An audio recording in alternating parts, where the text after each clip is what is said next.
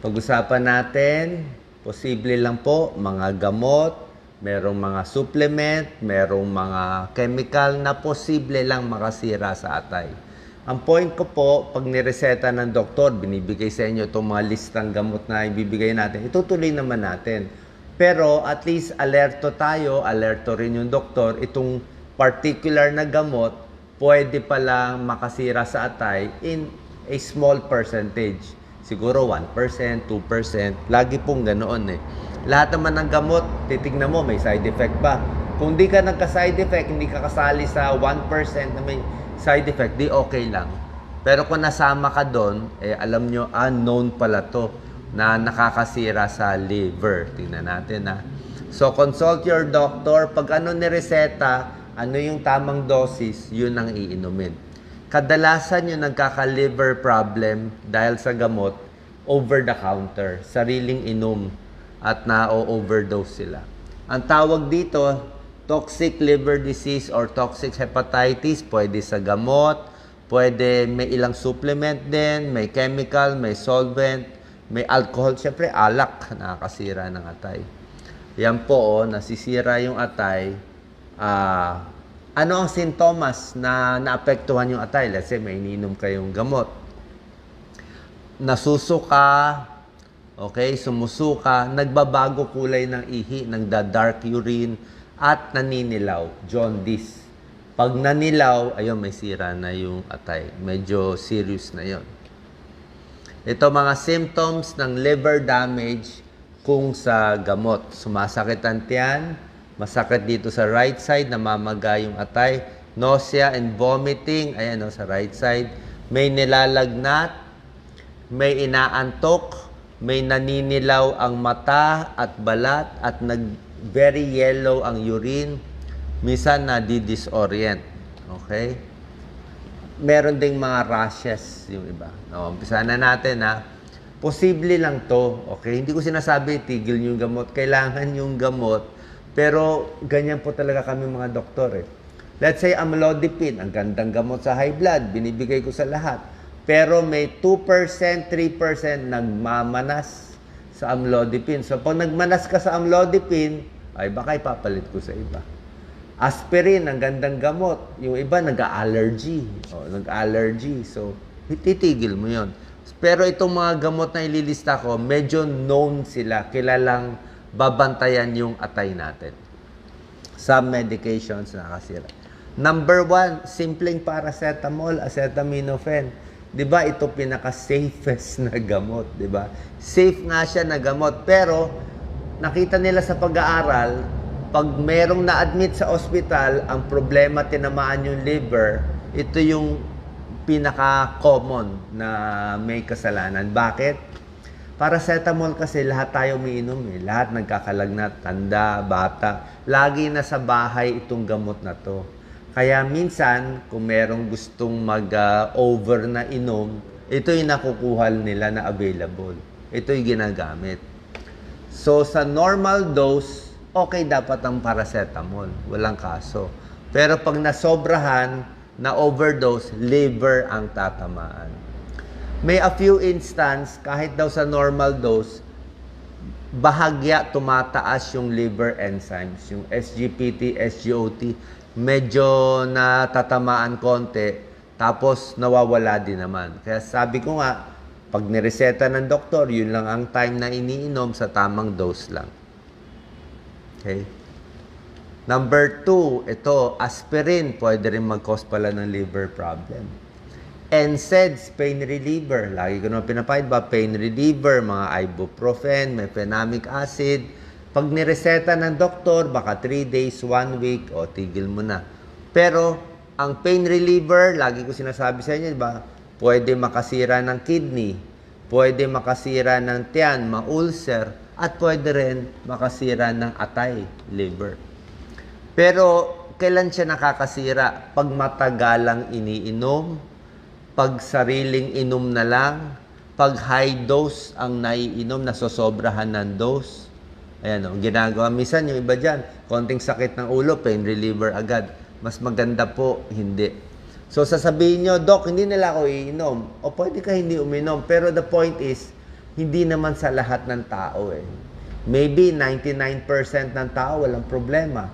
Pero kung ikaw yung matatapat sa 1% na tatamaan na yung atay mo pala, nagre-react ka dito sa mga gamot na to, at least alam na natin na kilalan na siya.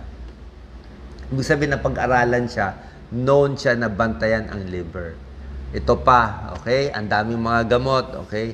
Si Doc Lisa, umiinom ng atorvastatin yan, di ba? Mataas cholesterol niya, namamana niya. So, statins para sa cholesterol, kailangan inumin, di ba? Kung lalo nang mataas cholesterol mo, post-heart attack. Kaya lang, pag nagbibigay kami bilang cardiologist, nagbibigay kami simvastatin, atorvastatin, rosuvastatin, babantayan namin yung liver. Baka after 1 week, 2 weeks, check namin SGPT, SGOT, o tumataas ba? Di ba? May small chance na tumataas. Pag tumaas, either binabawasan yung dose o tinitigil, papalitan na iba.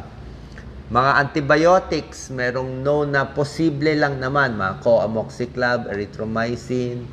Merong gamot sa autoimmune disease. Ito medyo matatapang na, methotrexate, azathioprine. Merong pang steroids. Steroids, lagi naman binibigay. Allopurinol, very common. Sa gout, binibigay. Pero maraming side effect eh.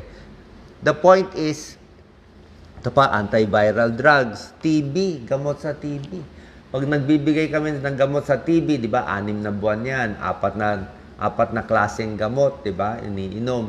Binabantayan talaga liver niyan. After 1 week, 2 weeks, check ang SGPT, SGOT. Pag tumataas, tigil. Okay? Pag naninilaw, tigil. Okay? Pag sumasakit dito, tigil. Nakabantay lang tayo. Parang, hindi naman dapat mangyayari, pero kung ikaw yung matsatsambahan, dapat maingat tayo. Okay? Some lang and just be aware. Yan ang binabantayan natin mga Hindi lahat. So, hindi lahat. Mga naka-maintain, okay na doon. Pag naka-maintain kayo, ibig sabihin, hindi na tinatamaan yung atay niyo, okay kayo. Like ako, meron ako bagong iniinom na gamot. Okay? May iniinom akong gamot. Pag babasahin mo, daming side effect. Ngayon, nakaka2 linggo na ako. Wala naman akong rashes. Hindi ba ako nilalagnat? Mukhang okay naman. So, tuloy-tuloy na ako sa gamot ko. Usually, sa umpisa, kaya nga, inuunti-unti ko lang muna okay ba sa akin? Di ba? May tao, pwede kumain ng hipon. Di ba? Bigyan mo ang daming alimango, happy. May tao, bigyan mo konting alimango, ma-hospital, ma-allergy. So, kanya-kanya Pero ito kasi, nababalita na, nare-report na ito yung common na pag ito, pwede umiyak yung atay. At pag wala dyan, okay naman. Pag wala dito, usually wala. Iba babantayan mo. Baka kidneys na mababantayan mo. O ibang problem naman siya. Kasi nga wala tayong choice. Lahat naman may pros and cons. Hindi lang gamot. Meron din mga supplement na binabantayan din. TB treatment at liver disease. Common yan. Normally, 4 na gamot bibigay sa iyo Pero yung 2 doon, laging binibigay. Paano kasi maganda, malakas, at mura, INH, rifampicin. Kaya lang sila yung binabantayan for liver. So, pag tumaas ang SGPT, SGOT, kailangan natin patayin yung tuberculosis. Hindi mo na pwede hayaan. Pag hinayaan mo yung TB, uubusin niya yung baga. Di lagot din tayo. So, pag nag-liver problem ka sa INH, rifampicin, tatanggalin yung isa. Tanggalin mo na rifampicin, baka pwede INH pa lang. 1 na lang. O pag ayaw pa rin ng katawan mo, tatanggalin na pareho, papalitan na iba. Kaya lang yung kapalit, marami ding side effect. Mas mahal, maraming side effect, mas matagal pa iinumin. Diba? Kaya ganyan po talaga. Hindi po simple maging doktor. Sasabihin nyo na, Doc, sakit ako, ma-infection, bibigay lang to. Bigay natin sa lahat, 99% okay. Ay 1% masa side effect. So, ang point is, okay to, tingnan nyo, bantayan nyo. Pag okay sa inyo, tuloy nyo. Kaya ako pag nagbibigay ng gamot, konti-konti. Misa 1 day muna, o stop mo muna. O half dose lang muna. Tikim-tikim lang muna. Pag kaya na ng katawan mo, go na tayo. Yan ang drug-induced liver failure. May gamot na known, na kilala. Mga alternative medicine, kasama anti-TB drugs, painkiller, bodybuilding, protein shakes, antibiotics. Kaya minsan pag narinig ko sasabihin, Doc, ayoko ng gamot, gusto ko lang supplement. Yung iba gusto ko lang supplement, ayoko ng gamot. Well, hindi po ganun kasimple. Maraming klaseng gamot. May gamot na very safe, may gamot na matatapang, may supplement na very safe, may supplement na matatapang. Oo. Ang dami yan eh. Libo-libo yan eh. So, aaralin mo talaga isa-isa. Iba-iba yung bagay, iba-iba yung reaction sa katawan. Hindi po ganyan ka-simple na gano'n. Pros and cons, like chemotherapy. Wala tayong choice, chemotherapy, kung stage 3 cancer. Diba? Papatayin mo yung cancer cells eh. Siyempre, baka maapektuhan din yung normal cells natin. Isa doon yung liver, binabantayan. At iba pang parts. Diba? Pero pag kailangan, kaya nga nakakalbo pa nga sila. Diba? So, ganun po eh. Way and pros and cons. Sasabihin mo, ayoko na lahat yan. Eh, pag inayawan natin lahat, eh, mas talo naman tayo. Di kumalat na lang ng kumalat ng mag-isa yung cancer. May a few herbal supplements. Ito naman, di naman ganun ka-available. Pero, depende po eh. Kaya kung meron kayo iniinom, kung sa akin eh, konti-konti lang itry nyo, paalam nyo muna sa doctor nyo. Kaya nilagay ko sa first slide ko, consult your doctor. Para alam niya, ano iniinom mo. Para kung meron kang reaction, kasi yung mga gamot, galing din naman sa halaman. Yung mga gamot, halaman din yan. Oo. Hinalo-halo lang, ginawa na lang gamot. Karamihan doon. Digoxin, Lanoxin, gamot yan eh. Digitalis plant, di ba? Ngayon, yung mga sambong, mga lagundi, o nagiging tableta na eh. May reaction talaga, pampaihi eh. So, may epekto siya. May halamang magaganda, meron ding poisonous plant. Di ba? Kaya hindi porke halaman, okay agad, di ba? Chemical and solvent. Siyempre, alam niyo naman, may mga chemical na panlinis, pang pesticide, pang fertilizer, na pwede makasira sa atay. Bukod dito, may cancer causing pa itong iba. Kaya nga maingat tayo. Meron tayong protective equipment. Sino ang mas tinatamaan ng liver toxicity? Yan, di ba? Sinabi ko sa inyo, ito yung mga gamot. Pero may mga tao, mas prone sila tamaan. Sino? Yung malakas uminom ng alak. Okay?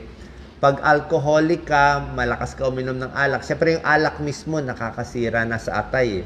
So mas mahina na yung atay mo, matamaan ka pa nitong ilang gamot, mas nagre-react ka. So sasabihin mo, ba't yung kapitbahay ko, uminom naman nung TB medicine, baliwala. Ay ba't ako nagre-react? Posible may sira na yung atay mo, pwedeng alcoholic ka kasi, pwedeng mataba kinakain mo, may fatty liver ka na, posibleng naka-hepatitis ka na dati, o may iba ka bang problem, or nagkakaedad. Mas may edad na, mas nagsa-side effect na. Okay? Meron ding genetic disposition, may lahi, may gene na mas mahina yung atay. Paano malalaman kung yung gamot mo naapektuhan yung atay? Siyempre, jaundice, nanghihina, naninilaw, blood test. SGPT, SGOT, dapat mga 40, 45 lang yan. Pag lumampas ng 100, yun, medyo mataas na yun. Pag hepatitis, libo na yun. Ultrasound ng atay, CT scan ng atay, minsan liver biopsy para malaman. Okay. Nakatakot din yung atay. Kailangan bantayan yung atay. Takot tayo sa cirrhosis, takot tayo sa liver cancer. Kaya wag na kumain ng yung sa tabi-tabi. Naku. Gulay na lang. Pag madumi ang kinakain, usually, nagkaka-liver problem. Treatment, tigil yung ano man yun. Tigil yung chemical, yung supplement, yung gamot. Yung sabi ng doktor, tigil or bawas. Switch sa iba. Okay? Switch sa iba. Tigil yung alak. Dapat pag tinigil na kung ano man yun, gamot o iba pa, dapat in a few days, makaka-recover na dapat ang liver mo. Okay? Sa isa dito, yung paracetamol overdose, which is very common kasi nga, lahat ng bahay may paracetamol, may antidote siya. Ibig sabihin ng antidote, pag binigay ito, gagaling yung pasyente. May pangontra. May biglang parang solution. So, acetylcysteine ang binibigay para ma-counteract yung overdose ng paracetamol. Sasabihin niya, bakit in-overdose ang paracetamol? Baka nag-break sa boyfriend. Kaya dapat yung gamot natin nakatago. Nakatago. Hospital care, check din kung dehydrated. Okay? So, kailangan po, konsulta tayo sa doktor. Pag nasira yung atay, liver transplant, pero mahirap ang liver transplant. So, konsulta sa doktor, sundin lang, at huwag basta-basta iinom ng kung ano-anong gamot. Diba? Basta, kaya sabi ko nga pag pinayo ng doktor, itanong nyo na lang, mas safe po tayo. Salamat po.